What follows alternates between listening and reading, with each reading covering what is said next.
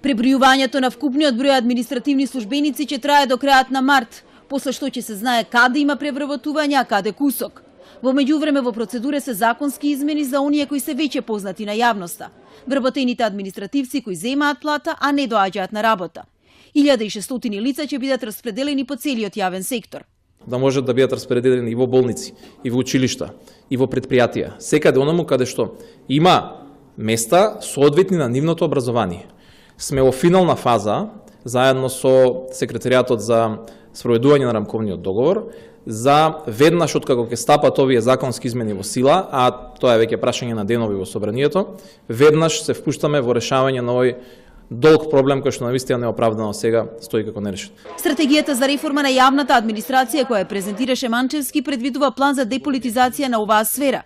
Предвидено е редефинирање на системот за оценка на административните службеници што ќе овозможи основа за наградување според учинок.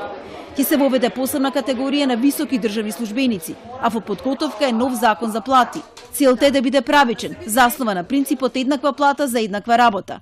Ни треба сосема нов и ревидиран систем на плати во администрацијата, затоа што и во различни институции за подеднакво место, ниво во одредена институција, за подеднаква стручна спрема, се спримаат различни плати. И во зависност, не знам, регулаторните тела, например, се познати дека имаат многу повисоки плати, отколку вработените кои што ги работат извршуваат истите работни задачи во одредена друга институција. Администрацијата, укажа Манчевски, има превработеност на најниско ниво.